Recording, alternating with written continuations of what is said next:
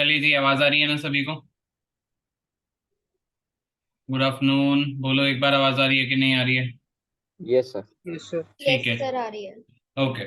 तो last class में हम लोग बात कर रहे थे बेटा, किसकी? एंट्रोपी की बात कर रहे थे। और एंट्रोपी लास्ट क्लास में हम लोगों ने कुछ इस तरीके से लिखा था जाते जाते कि change in entropy is represented by DS. और डीएस क्या था हमारा? Q reversible by T. ये फॉर्मूले तक हम लोग पहुंचे थे, इसको हमने डिराइव भी किया था, ठीक है। मतलब इस तरीके से लास्ट क्लास में बात करी थी कि जो हमारा साइक्लिक प्रोसेस होता है उसको हम कुछ इस तरीके से दिखाते हैं। और साइक्लिक प्रोसेस का अगर मैं इंटीग्रेशन कर रहा हूँ और वो मेरा क्या आ रहा है, जीरो आ रहा है, तो ये मेरा एक स्टेट फंक्शन हो जाएगा। ये भी मैं बात कर चुका था आपसे कि cyclic integration of state function is zero. तो उस साइक्लिक जो नया स्टेट फंक्शन बना है, ये जो नया स्टेट फंक्शन बना है इसको रिप्रेजेंट कर दिया किससे? डीएस से। और इसको क्या बुला दिया था? Change in entropy. तो आपको बेटा एक बात पता है अब तक, अब मैं इन शॉर्ट आपसे अगर मैं बात कहूं तो आपको ये पता है कि जो आपकी चेंज इन एंट्रोपी होगी यानी कि डेल्टा एस होगी। डेल्टा एस क्या हो गया? आपका चेंज इन एंट्रोपी हो गया, राइट। अगर मैं इंटीग्रेशन कर दूंगा उसके बाद, तो मैं इंटीग्रेशन दूसरी साइड भी करूंगा। और ये मैंने बात करी थी किसके लिए? रिवर्सिबल के लिए। तो आपको ये बात याद रखनी पड़ेगी, ठीक है। एक ये कहानी आपको ध्यान रखनी पड़ेगी। और दूसरा मैं आपको डायरेक्ट फॉर्मूला दूंगा।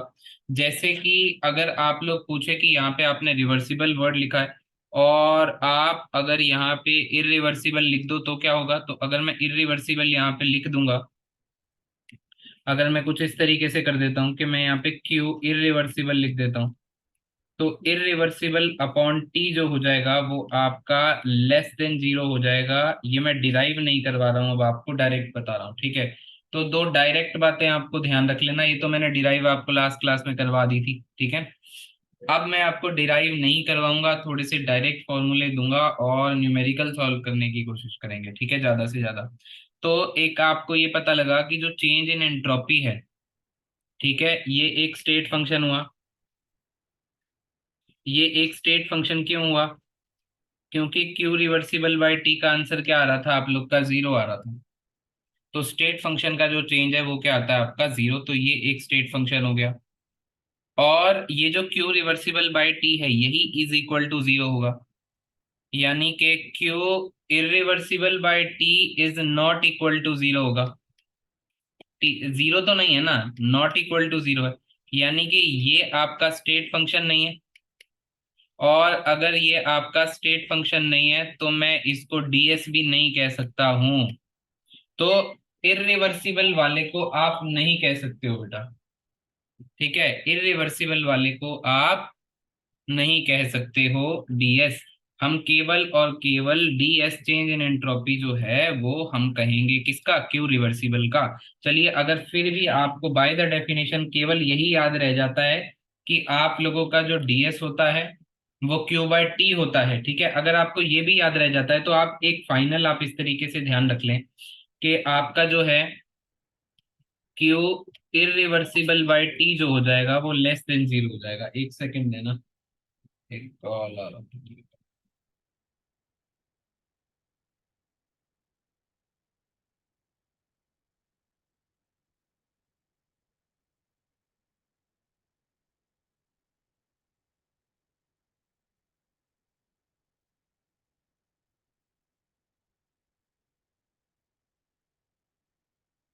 ठीक है, देखो, क्यू इरिवर्सिबल बाय टी जो होगा वो क्या हो जाएगा आपका? लेस देन जीरो, ठीक है ना।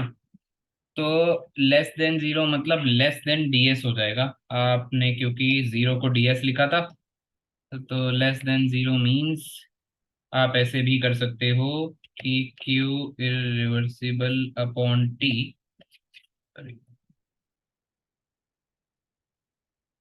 क्यू इरिवर्सिबल अपॉन टी जो हो जाएगा वो हमारा लेस देन डीएस भी हो जाएगा, ठीक है। तो फाइनली आपको मैं एक लास्ट बात बता देता हूँ बस, ठीक है।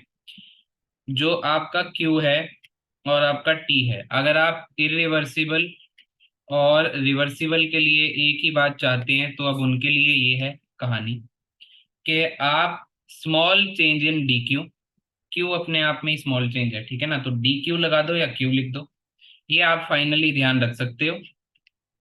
अब इसके अंदर एक और बात आपने ध्यान रखनी है, वो ये है कि ये जो लेस देन साइन लगा है, ये फॉर इरिवर्सिबल प्रोसेस के लिए लगा है, और ये जो इक्वल टू साइन लगा है, ये आपका रिवर्सिबल प्रोसेस के लिए लगा है, ठीक है ना। तो आपको मैं फाइनली ये बात याद रखने को कह रहा हूँ, D Q by T is less than equal to ds। और ds क्या है आपका, चेंज इन एंट्रोपी। एंट्रोपी क्या है, आप लोगों को अभी मैंने एंट्रोपी का फिजिकल सिग्निफिकेंस इतना ज्यादा नहीं बताया, आपको मैं बस डिराइव करके बताया है, और एक टर्म दे दी है जिसको हम लोग क्या कहते हैं, एंट्रोपी। तो entropy is represented by delta S, और इसका जो फॉर्मूला है वो क्या रहेगा, क्यू रिवर्सिबल बाय टी, और वो किसके इक्वल रहेगा, हमारा जीरो के इक्वल रहेगा, इसीलिए ये स्टेट फंक्शन है। Delta S is a state function, therefore it is calculated by Q reversible by T. पर अगर इरिवर्सिबल को भी आप देखना चाहते हो, तो irreversible by T, Q irreversible by T is less than ds। इस तरीके से मैं इसको मेंशन कर सकता हूं, और दोनों को कलेक्टिवली मेंशन अगर कर दिया जाए तो फिर वो कुछ इस तरीके से बनेगा। क्या आपको मेरी बातें समझ में आ रही हैं, ऐसा नो? बोलो यार। ये केवल लर्निंग का प्रोसेस है, अभी आप लोग याद करते जाओ, इसको थोड़ी देर में समझाएंगे, ठीक है ना। तो मैं तो ये कह रहा हूँ, आपको ये बात समझ में आ गई है तो भी ठीक है, और ये कहानी पता लग गई है तो भी ठीक है। अभी तक सब ठीक है, कोई दुविधा की बात नहीं है। नोट साथ साथ आप लोग बना लेना, स्क्रीनशॉट ले लेना, या लास्ट में मैं आपको देखता हूँ, ये शीट ही भेज दूंगा पूरी, ठीक है ना। अब यहां से ध्यान से सुननी है आपने बात, क्योंकि अब जो मैं आपको इक्वेशन बताने वाला हूँ वो आपसे पेपर में टिक करवाई भी जा सकती है और डायरेक्टली भी पूछी जा सकती है। तो फर्स्ट लॉ ऑफ थर्मोडायनेमिक्स आप लोग मेरे साथ पहले कर चुके थे, delta U is equal to Q plus W, ये तो अब तक सबको याद हो गया होगा। अब बात करते हैं हम लोग सेकेंड लॉ ऑफ थर्मोडायनेमिक्स की, और साथ साथ लिखते जाना, साथ साथ लिखते जाओ। सर एक सेकंड, पिछली वाली स्लाइड बस वो कर दो। मैं भेज दूंगा बेटा, पिछले वाली स्लाइड पूरी भेज दूंगा मैं, टेंशन मत लो। ठीक है, अभी एक बार साथ में पहले लिख लो सेकेंड लॉ ऑफ थर्मोडायनेमिक्स, मैं बोलता जा रहा हूँ और लिखते जाओ, दो तीन स्टेटमेंट है, लिखते लिखते याद हो जानी है आपको, ठीक है। बहुत ज्यादा कुछ खास मतलब मुश्किल नहीं है, आपको पढ़ते ही पता लग जाएगा, ठीक है। तो स्टेटमेंट वन की अगर मैं बात करूं, तो स्टेटमेंट वन जो है वो, इसको साथ में कैल्विन प्लैंक स्टेटमेंट भी बुलाया जाता है, नाम है खाली, घबराना नहीं। कैल्विन प्लैंक स्टेटमेंट, तो ये स्टेटमेंट क्या कहती है, ये कहती है इट इज इम्पॉसिबल, ये साथ में लिखो, it is impossible to construct a heat engine working in a cyclic process, working in a cyclic process whose sole effect,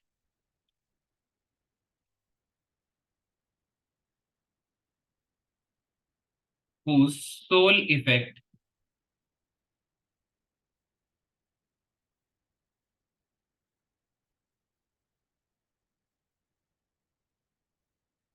whose sole effect is to convert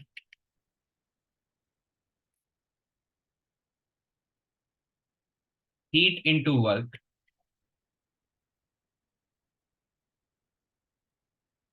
heat into work without simultaneous transfer of heat,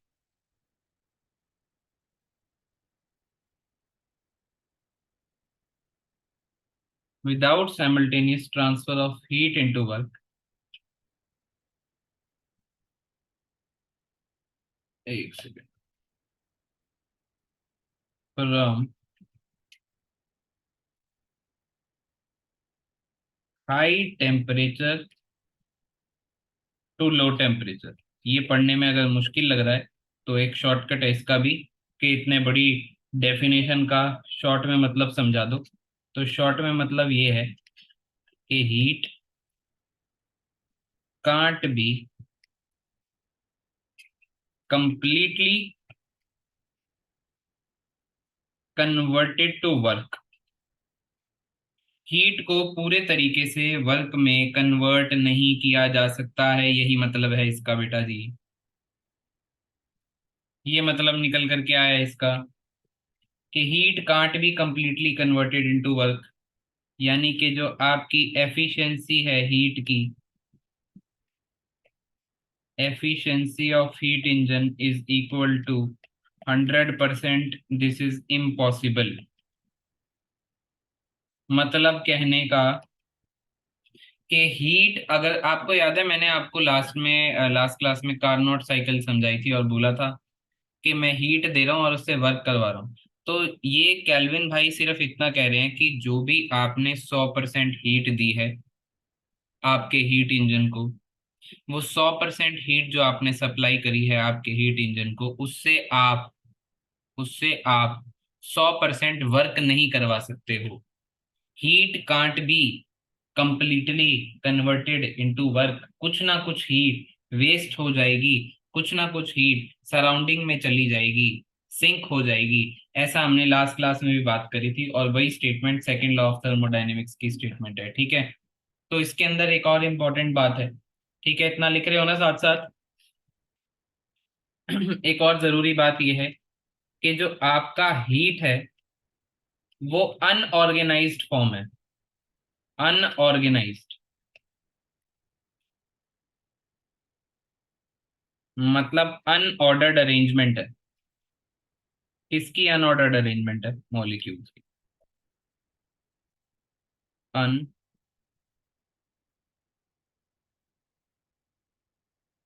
unordered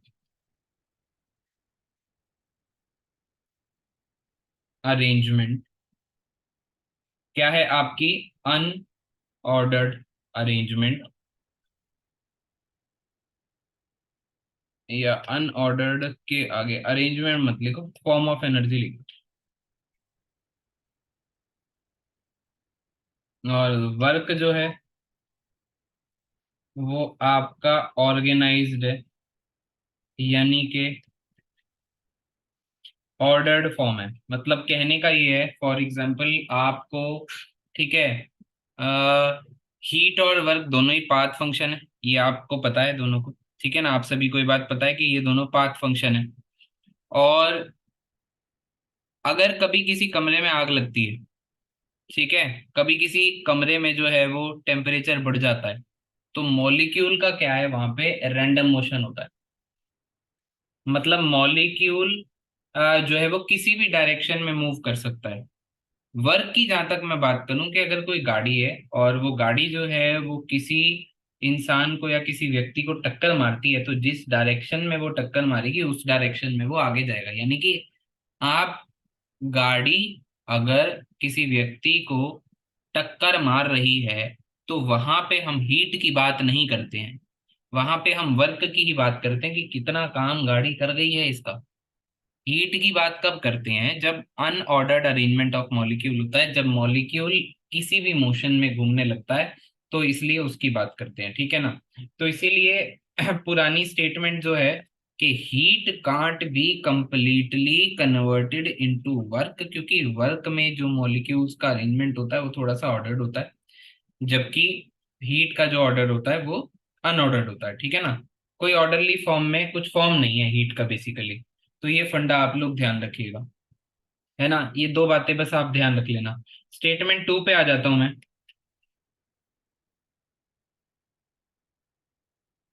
सिर्फ ध्यान रखने की बात है और कुछ बात नहीं है, ठीक है ना। स्टेटमेंट टू पे आ जाते हैं अपन लोग। अब स्टेटमेंट टू को समझने के लिए पहले आप स्पॉन्टेनियस प्रोसेस को समझ लें। स्पॉन्टेनियस प्रोसेस का मतलब होता है ऐसा प्रोसेस जो अपने आप हो जाए। स्पॉन्टेनियस प्रोसेस का मतलब होता है बेटा ऐसा प्रोसेस जो अपने आप हो जाए, which happens on its own, which happens on its own without external help. Without external help, example,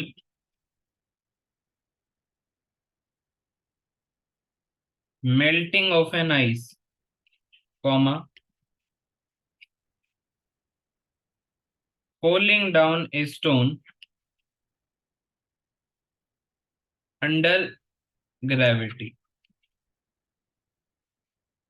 मतलब मैं अगर एक बर्फ को रख दो रूम टेम्परेचर पर तो कुछ करने की जरूरत नहीं, अपने आप पिघलती जाएगी।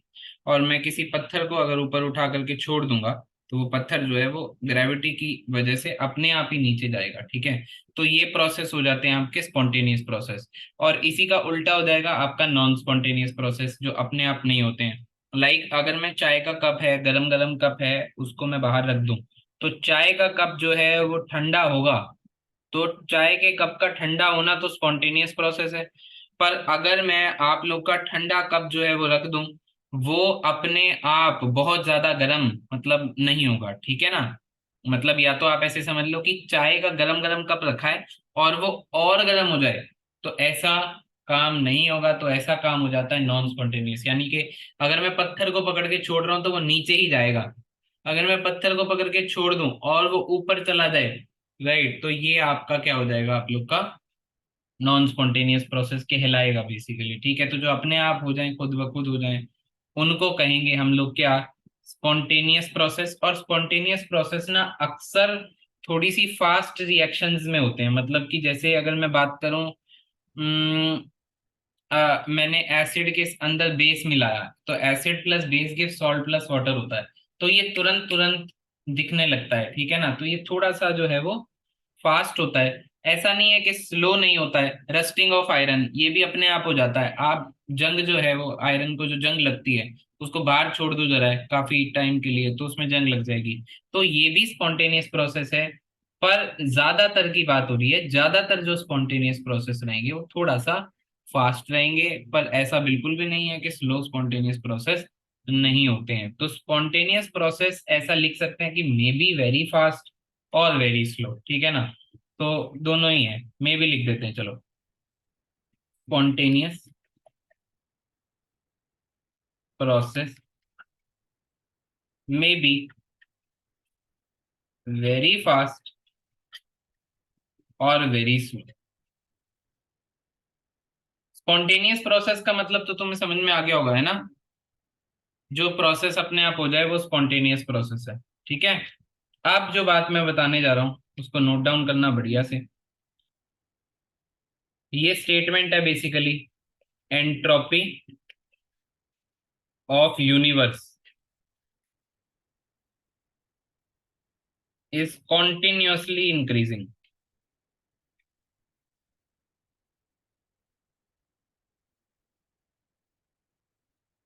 ठीक है, इसमें आप पीछे एक और भी बात ऐड कर सकते हो। ऑल द नेचुरल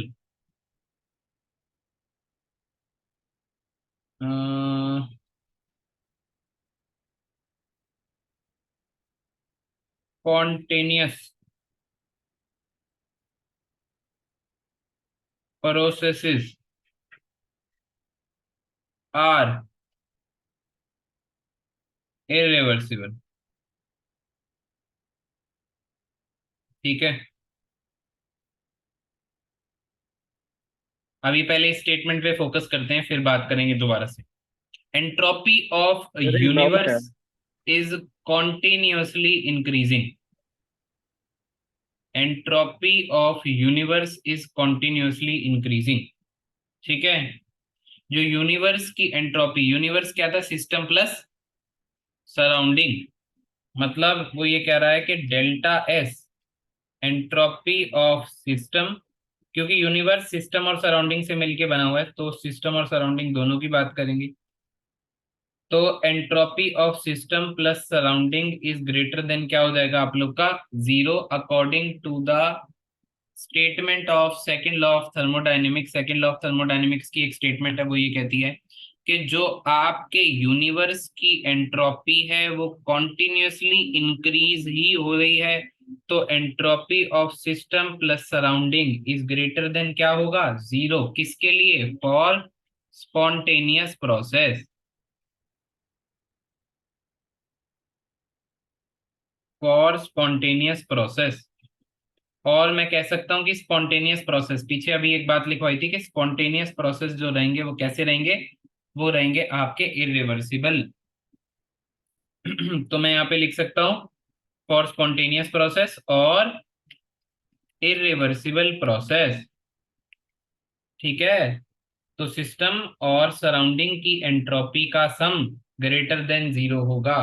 और अगर सिस्टम और सराउंडिंग का कभी एंट्रोपी जीरो आप रख दो तो वो इक्वल टू जीरो रख देना, और उसको कहना ये प्रोसेस कैसा है, ये प्रोसेस है रिवर्सिबल प्रोसेस।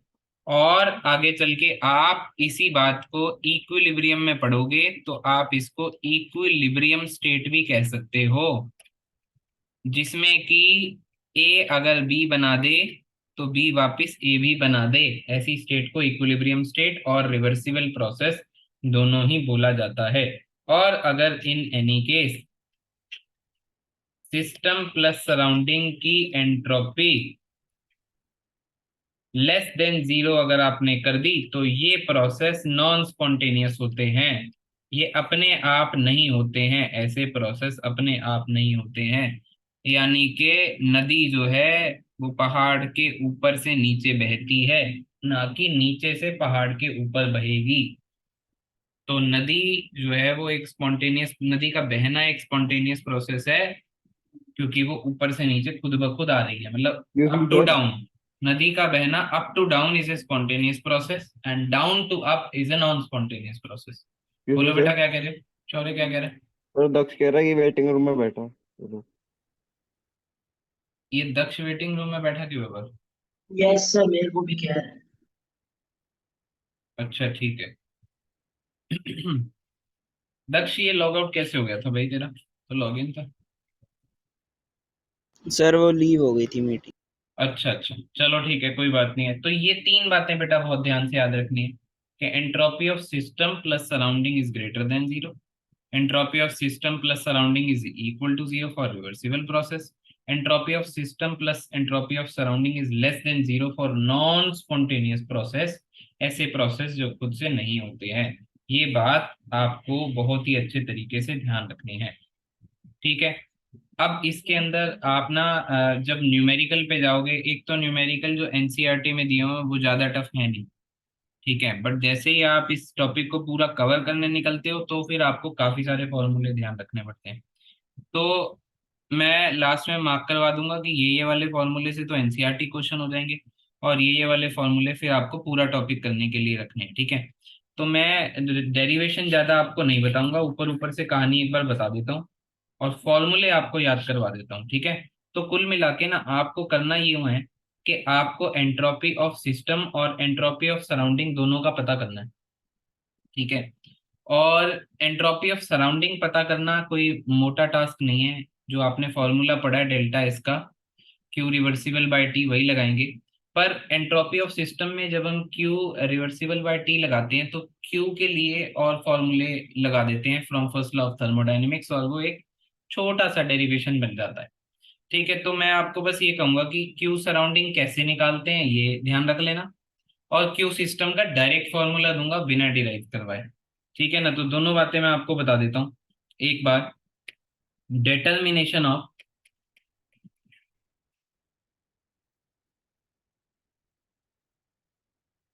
डिटर्मिनेशन ऑफ ठीक है, delta S surrounding, determination of delta S surrounding, और सराउंडिंग क्योंकि बड़ा ही काफी ज्यादा होता है बेटा, सराउंडिंग इज एज लिख लो आगे, as surrounding is much larger. Thermodynamic system तो कितना छोटा सा एरिया होता है, सराउंडिंग ही बड़ा होता है ना। As surrounding is much larger than the size of system,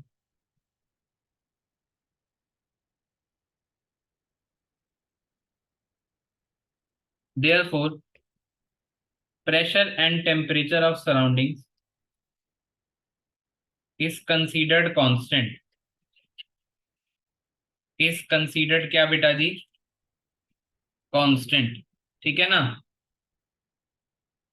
तो देखो डेल्टा एस सराउंडिंग का निकालना बहुत ही ज्यादा आसान है, और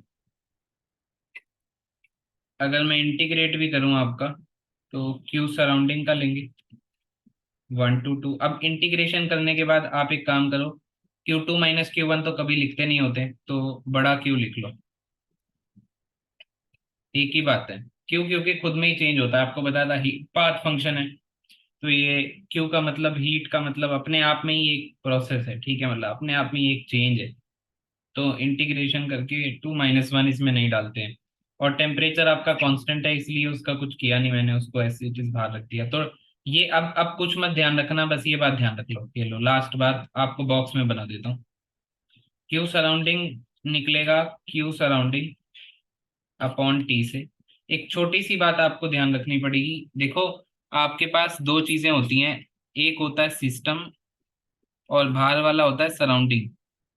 तो अगर सराउंडिंग हीट एब्जॉर्ब कर रहा है, for suppose surrounding heat absorb कर, देखो सिस्टम से हीट निकल रही है, चाय का कप है ऐसे समझ लो गरम गरम, तो सिस्टम से हीट निकल रही है और सराउंडिंग को जा रही है, मतलब हीट जो है वो गिवन आउट हो रही है और सराउंडिंग हीट एब्जॉर्ब कर रहा है।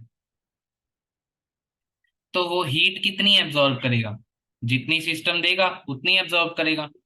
तो कहीं ना कहीं आप बस हीट का साइन ही तो चेंज करते हो।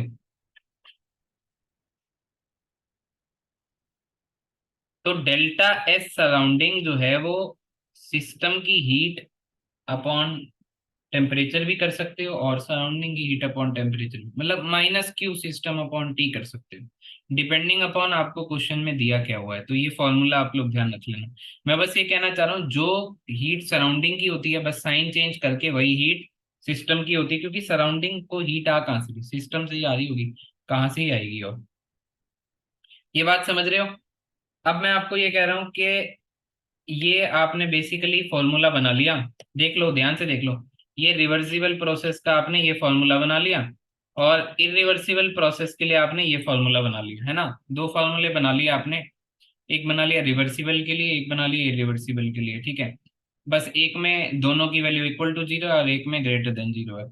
अब आप क्या करना, ये तो आपने निकालना सीख लिया, ये तो बहुत ही आसान है, क्यू बाई टी करना, बस ऐसे ध्यान रख लो क्यू बाई टी करना। सिस्टम थोड़ा सा गड़बड़ा है इसमें, मतलब इसमें थोड़ा सा डेरिवेशन वाला पार्ट है। तो मैं डिटर्मिनेशन या कैलकुलेशन ऑफ एंट्रोपी जो है वो सिस्टम की डायरेक्ट आपको फॉर्मूला दे रहा हूँ, और इसमें काफी सारी बातें और लगेंगी, वो आपको सीखनी जरूरी है, रादर देन दिस डेफिनेशन की ये हुई कैसे है, ठीक है।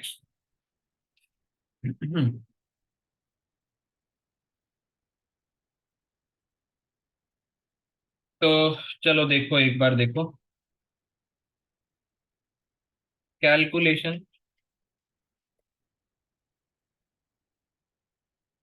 Of entropy change,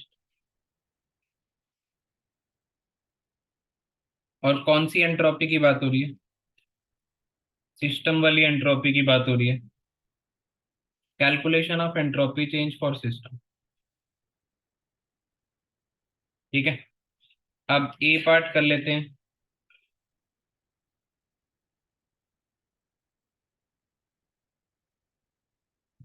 for an ideal gas. क्या कर लेते हैं बेटा, फॉर एन आइडियल गैस कर लेते हैं, ठीक है। अब फॉर एन आइडियल गैस में डायरेक्ट मैं आपको एंट्रोपी ऑफ सिस्टम का फॉर्मूला दूंगा विदाउट एनी डेरिवेशन, ठीक है। NCV ln T2/T1 plus NR ln V2/V1, ठीक है। एनसीईआरटी में ऐसे क्वेश्चन नहीं दिए हुए हैं, ठीक है, पर हम फॉर्मूले को पूरा सारे फॉर्मूले एक बार देखेंगे जरूर। तो delta S system is equal to NCV ln T2/T1 plus NR ln V2/V1। तो आप क्या करने वाले हो, आप इस फॉर्मूले को ध्यान रखने वाले हो, किसके लिए है ये, डेल्टा एस सिस्टम के लिए, फॉर एन आइडियल गैस। अब आइडियल गैस की अगर बात करिए तो पीवी इज इक्वल टू क्या होता है, एनआरटी, जिसमें ये दोनों अगर कांस्टेंट हो जाएं तो एक बात और बन सकती है कि P1 V1 अपॉन T1, या PV upon T is constant, therefore P1 V1 upon T1 is equal to P2 V2 upon T2। क्या मैं ये लिख सकता हूँ? ये तो अब आपको पता है ना कि मैं कैसे बात कर रहा हूँ, है ना। अगर PV बाई T आपका कांस्टेंट हो जाए तो मैं ये बात लिख सकता हूँ कि P1 V1 upon T1 equal to P2 V2 upon T2, right. तो अब मैं इसी बात को इसी में प्लेस कर दूंगा और एक कहानी और बना देंगे बेसिकली आइडियल गैस के लिए। डेल्टा एस सिस्टम, यही वाला फॉर्मूला जो है वो बदल जाएगा अब थोड़ा सा। N C V L N T2/T1, और आप क्या कर रहे हो, अब आपने V2/V1 यहाँ से निकाल लिया, equal to P1/T1 into T2/P2। इसको प्लेस कर दिया V2/V1 की जगह। देखो फॉर्मूले हैं, कुछ नहीं कर सकते, याद ही करने हैं। तो ये छोटा सा मैं आपको एक, ये हुआ कैसे ये बता देता हूँ। एक फॉर्मूला तो ये आपको याद रखना है, दूसरा आपको पता है यहाँ पे लॉग लगेगा, मैंने नहीं लगाया है।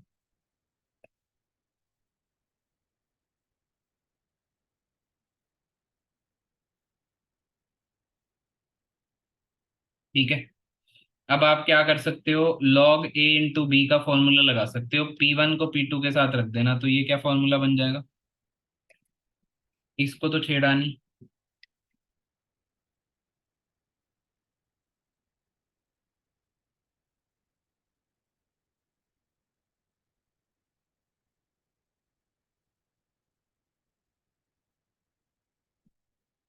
ये ठीक है बेटा। अब आप क्या करोगे, ये ln T2/T1 ये आपका कॉमन आ गया, तो this formula becomes NCV minus NR ln T2/T1। आप टेंशन मत लो, ये आपको ध्यान नहीं रखनी है डेरिवेशन, बस एक बार कन्वर्जन है तो बस कन्वर्ट ही करना है, सोचा आपको बता दिया जाए। ठीक है, ये बन गया। अब बस आपको एक नोट पॉइंट और ध्यान रखना है, जैसे ये नोट पॉइंट आपने ध्यान रखे हैं, एक और CP minus CV is equal to R होता है, या फिर NCP minus NCV is equal to NR होता है। तो यहाँ पे NCP is equal to NR plus NCV हो जाएगा, राइट। तो आप क्या कर सकते हो बेटा जी, यहाँ पे बेसिकली आप इस टर्म को क्या लिख सकते हो, NCP लिख सकते हो, ठीक है। तो ये हो गया आपका NCP, ये फॉर्मूला बन गया आपका। अब ये फॉर्मूले को मैं बॉक्स में डाल देता हूँ, केवल यही ध्यान रख लेना आप, कन्वर्जन ध्यान मत रखना। NCP, एक बार पीछे देखो क्या था, ये CP हो गया ना आपका, ठीक है। इसको चेंज कर देते हैं, NCP LN T2/T1 plus NR LN P1/P2, और इसको डाल दो बॉक्स में, ठीक है। तो दो फॉर्मूले हो गए, इसी पेज पे दोनों फॉर्मूले लिख देता हूँ ताकि आपको प्रॉब्लम आए ना, आपको याद रखने की और ज्यादा जरूरत नहीं है। एक फॉर्मूले में रटवा रहा हूँ अब आपको, ठीक है। एक फॉर्मूले में जिसमें CV है, एक फॉर्मूले में जिसमें CV है, उसमें आपने V2/V1 लिया है प्लस NR LN V2/V1।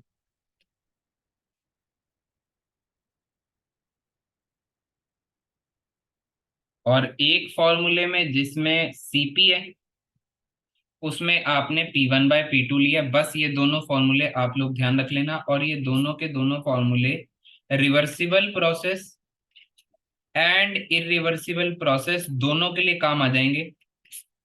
ऐसा नहीं है कि आपने जो है वो क्यों रिवर्सिबल, ठीक है, मैंने तो तुम्हें डायरेक्ट फॉर्मूले बताया, तुम्हें कोई कंफ्यूजन होगी नहीं वैसे भी। तो सीधा ध्यान रख लेना, चाहे प्रोसेस आपका रिवर्सिबल हो चाहे प्रोसेस आपका इरिवर्सिबल हो, ये दोनों के दोनों फार्मूले दोनों के लिए ही काम आ जाएंगे, पर ये जो फॉर्मूला है वो किसका है? डेल्टा एस सिस्टम का है। किसका है? डेल्टा एस सिस्टम का है। और डेल्टा एस सराउंडिंग कैसे निकाला? क्यू बाय टी करके निकाला। अब हम क्या करने वाले हैं? अब हम थोड़ा थोड़ा सा चेंज करने वाले हैं। थोड़ा सा चेंज करते ही देखना कैसे कहानी में ट्विस्ट आ जाएगा। जैसे कि थोड़े से चेंज का मतलब है, सर अगर क्वेश्चन में आइसोथर्मल आ गया तो क्या करेंगे? आइसोथर्मल का मतलब होता है T1 और T2 का बराबर हो जाना, यानी कि डेल्टा टी या डी टी का जीरो हो जाना। अगर डेल्टा टी और डी टी आपका जीरो हो गया दोस्तों, तो फिर T2/T1 बराबर है, कैंसिल होके वन, और लॉग वन की वैल्यू क्या होती है? जीरो होती है। तो ये वाला टर्म जो है वो कैंसिल आउट हो जाएगा, और आप लोगों का मैं कह सकता हूं कि डेल्टा एस सिस्टम की अगर मैं बात करूं, तो T2/T1 वाला टर्म अगर जीरो हो गया तो खाली यही बचेगा, यानी कि NRln, या तो V2/V1 बचेगा, या फिर आपका NRln P1/P2 बचेगा। अगर टेम्परेचर ही सेम हो गया तो T1/T2 कैंसिल हो जाएंगे, log 1 जीरो हो जाएगा। क्या आपको बातें समझ में आ रही हैं सभी को? तो ये फॉर्मूले, ये किसका फॉर्मूला? डेल्टा एस सिस्टम का फॉर्मूला चेंज होते ज्यादा टाइम नहीं लगेगा। I hope you are getting my point. ठीक है, अब इसी तरीके से जैसे मैंने आइसोथर्मल वर्ड लगाया है, मैं आगे भी वर्ड चेंज कर सकता हूं क्वेश्चन के हिसाब से। मैं क्वेश्चन में आइसोकोरिक प्रोसेस लिख सकता हूं।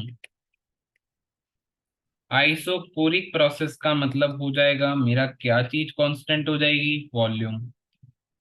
अगर मेरा वॉल्यूम कांस्टेंट है तो dv और डेल्टा वी जीरो, मतलब v1 मेरा v2 के बराबर हो जाए।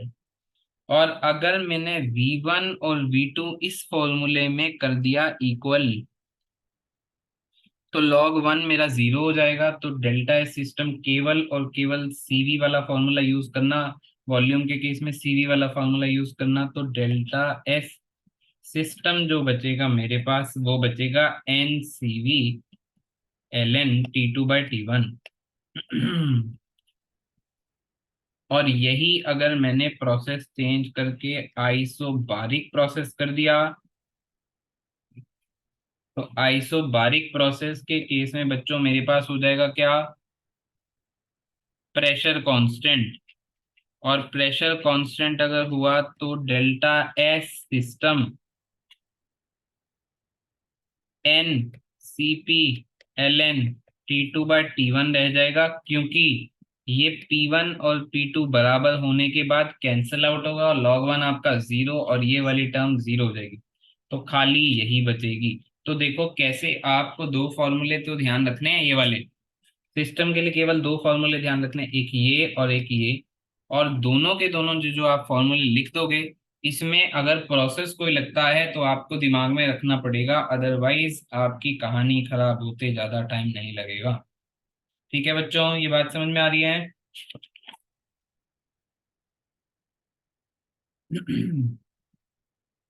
ठीक है, तो मैं आपको एडियाबेटिक प्रोसेस की भी एक और बात बता देता हूँ। अगर एडियाबेटिक वर्ड आ गया तो क्या करोगे? तो क्या सोचना है? ठीक है, ये जो आपका डेल्टा एस सिस्टम और राइट और डेल्टा एस सराउंडिंग, ये जो आपने निकाल लिया है, डेल्टा एस सराउंडिंग कैसे निकाला? Q/T करके। और डेल्टा एस सिस्टम के दो फॉर्मूले याद रखें, एक CP वाला है, एक CV वाला है।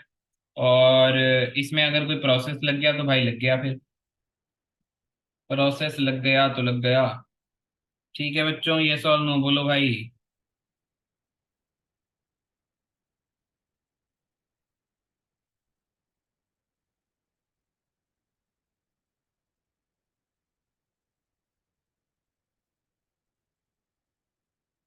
ठीक है, आगे बढ़ जाएं। दो बातें और ध्यान रखोगे अभी, दो तीन बातें और बता रहा हूँ। ठीक है, बहुत ज्यादा इंपॉर्टेंट तो नहीं है।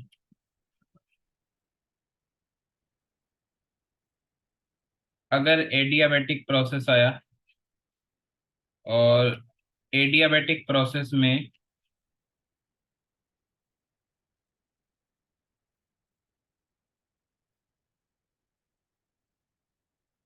रिवर्सिबल एडियाबेटिक प्रोसेस आया। तो आपको ये पता है रिवर्सिबल एडियाबेटिक प्रोसेस में कि ये जो रिवर्सिबल वर्ड है इसके लिए delta S system plus delta S surrounding, ये दोनों जीरो होता है, थोड़ी देर पहले हम लोगों ने बात करी थी।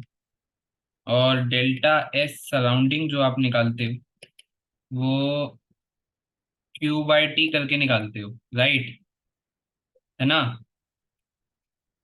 और आपको मैं बता दूं एडियाबेटिक का मतलब ही ये होता है कि हीट का जो एक्सचेंज है वो नहीं होगा, तो यानी कि सराउंडिंग हो जाता है आपका जीरो, और therefore delta S system भी क्या हो जाएगा आपका जीरो। तो दोनों ही जीरो हो जाएंगे, ठीक है, सिस्टम का भी और सराउंडिंग का भी। पर इरिवर्सिबल के अंदर ऐसा नहीं होगा। बहुत सारी कंडीशंस होगी आई नो आपके लिए, पर आप क्या कर सकते हो ना, क्वेश्चन देख करके चीजें ध्यान रख सकते हो कि यार ये चीज जरूरी है और ये चीज जरूरी नहीं है। तो more you practice questions in thermodynamics उतना ही आपको क्लियर होगा। अदरवाइज क्या है, भूचाल आपके लिए बन जाएगा, इतने सारे फॉर्मूले क्या क्या याद रखें, ये दिमाग में आने लगेगा। तो आप डायरेक्ट फॉर्मूले फॉर्मूले ध्यान रखो, सिर्फ समझने के लिए समझ लो हर बात, और फॉर्मूले आप ध्यान रखोगे बस सारे। आप फॉर्मूले लगाने और ध्यान तभी रहेंगे जब हम क्वेश्चन कर लेंगे, तो क्वेश्चन आपको लगाते रहने, ठीक है। अभी क्वेश्चन एंट्रोपी के बनेंगे, नेक्स्ट क्लास में जाएंगे, एनसीईआरटी के तो मैं नेक्स्ट क्लास में करवा दूंगा। अभी फॉर्मूले दे रहा हूँ आपको सारे की, सारा बिल्कुल एकदम टॉप टू बॉटम कवर कर रहा हूँ, ठीक है। तो इरिवर्सिबल एडियाबेटिक प्रोसेस में होता क्या है कि सबसे पहले तो डेल्टा एस जो टोटल है आपका, जो सिस्टम और सराउंडिंग का केस है,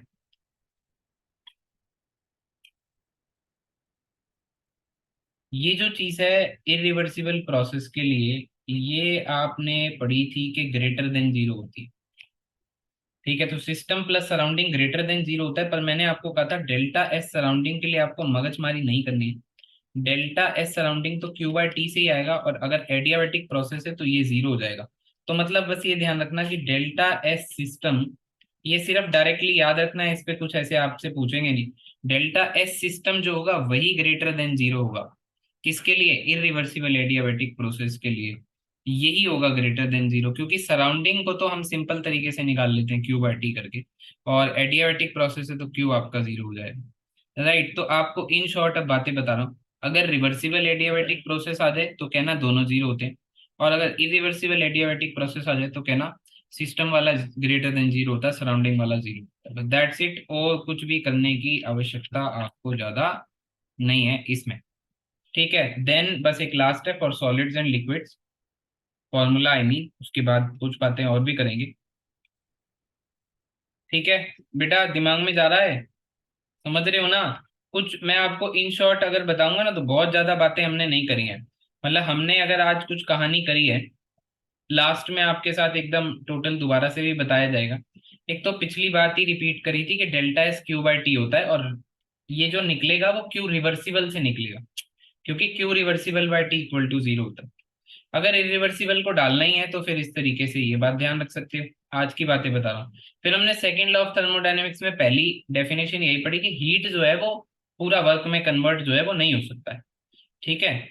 और फिर हमने सेकेंड स्टेटमेंट में ये पढ़ा है कि entropy of the universe is continuously increasing, मतलब यूनिवर्स की जो एंट्रोपी वो इंक्रीज हो रही है, यानी कि सेकेंड लॉ ऑफ थर्मोडायनेमिक्स ने हमें बोला कि सिस्टम और सराउंडिंग की जो एंट्रोपी है वो हमेशा ग्रेटर देन क्या रहेगी, जीरो रहेगी। और जितने भी हमारे नेचुरल प्रोसेस होते हैं वो सारे हमारे इरिवर्सिबल प्रोसेस में आते हैं, तो सारे के सारे नेचुरल इरिवर्सिबल प्रोसेस के लिए ये बात पहली टॉप मोस्ट बात वैलिड हो जाती है। अगर आप रिवर्सिबल प्रोसेस की बात करते हो तो सेकंड बात है, और अगर आप नॉन स्पॉन्टेनियस प्रोसेस की बात करते हो तो ये थर्ड बात। तो हम लोग तो आ, बात जो है वो हम उसके बाद ले गए सराउंडिंग को निकालने के लिए, सराउंडिंग निकालते हैं क्यू बाई टी करके, और फिर हम ले गए सिस्टम की एंट्रोपी निकालने, सिस्टम की एंट्रोपी के दो फॉर्मूले बना दिए। फिर हमने आइसोथर्मल था तो टेम्परेचर गायब कर दिया, आइसोबारिक था तो प्रेशर गायब कर दिया, आइसोकोरिक था तो वॉल्यूम गायब कर दिया, और कुछ भी अभी तक नहीं किया है। देन एडियाबेटिक प्रोसेस में रिवर्सिबल प्रोसेस की बात करी तो सिस्टम भी जीरो, सराउंडिंग भी जीरो, डेल्टा एस की बात करो। इरिवर्सिबल प्रोसेस की बात करी तो delta S system greater than zero होगा, delta S surrounding equal to zero रहेगा। अब इसके आगे बात करते हैं बस सॉलिड और लिक्विड की।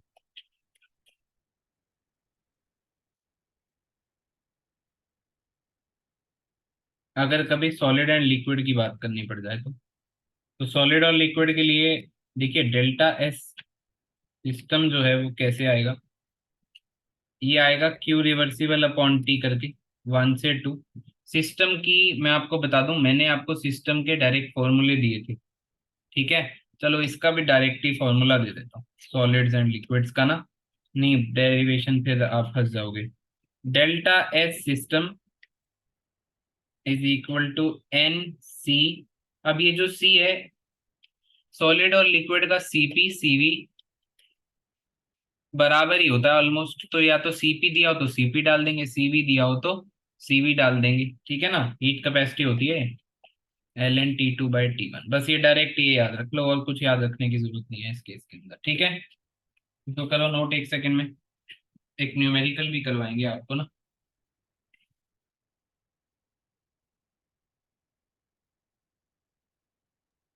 सर हो गया।